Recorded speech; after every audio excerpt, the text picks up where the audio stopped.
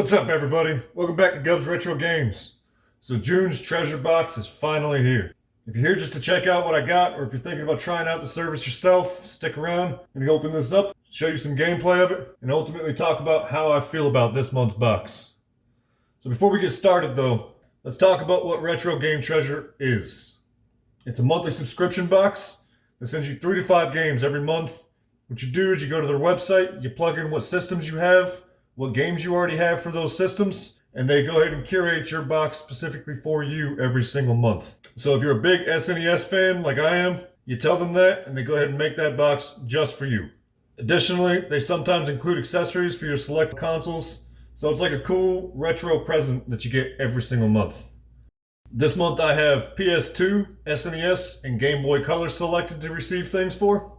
Next month, we're looking at switching it up a little bit. We're looking at NES, Super Nintendo, and the N64. But let's go ahead and see how they did this month. So first up, you got the Air Defenders. Alright, so first item out of it is a controller extension cable for the PS1 and PS2. It's made by a company, TTX Tech. 6-foot extension. So you plug it into your controllers, you plug it into the console, and it gives you another 6 feet to work with. So that's pretty nice. Moving on, we have Monopoly for the Super Nintendo.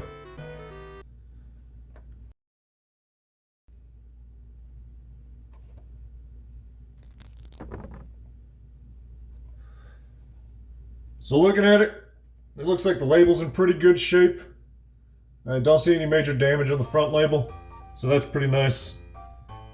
Flipping it over to the back, you got some wear around the edges here. But, I mean, it's just showing a little bit of its age, not terrible. The back of the shell and the front of the shell are different colors, so you got some discoloration going on. But again, not in terrible shape whatsoever. So this is the SNES version of the classic board game.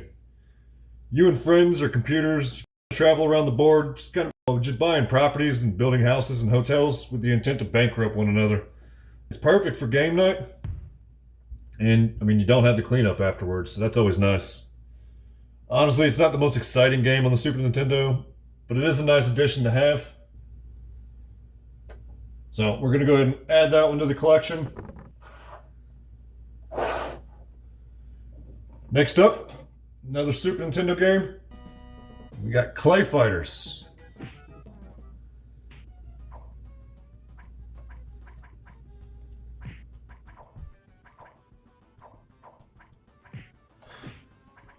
So taking a look at this cartridge, it's definitely got a lot of stickers on it, you know?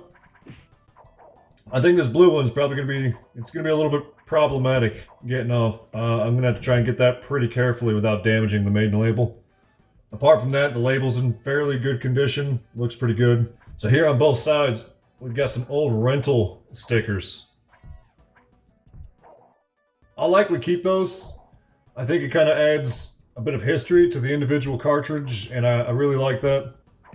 You know, the labels don't look like they have a city or a state on them, but the phone numbers have a 717 area code. So if you guys know where that's at, let me know. Flipping over to the back. I don't like this one. You know, it's still a little sticky from the residue. Looks like whoever tried to peel it off before did some label damage there. These are just a pain to get off, guys. Not gonna be too fun.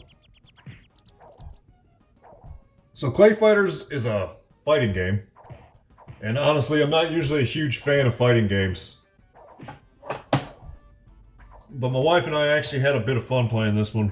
The characters are a little wacky, the gameplay is pretty smooth, and the art was really fun. You can tell we aren't too great at it, but I mean, we had some laughs along the way, so it was a lot of fun. This is definitely one of those games I would have never gone out looking for on my own, just based on the genre, but I'm glad I have it now. Finally, we have Battleship for the Game Boy.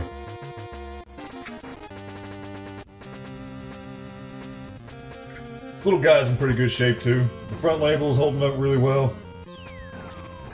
The back has got some minor scuffs on it. Nothing that's unusual for Game Boy games.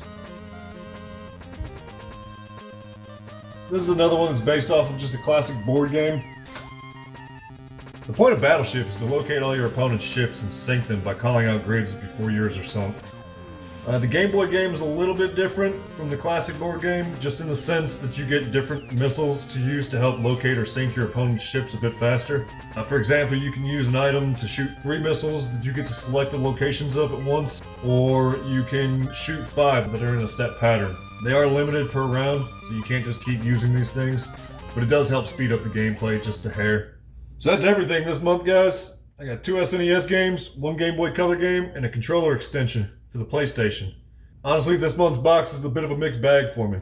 Monopoly has all the classic elements, but it's not the most intuitive game.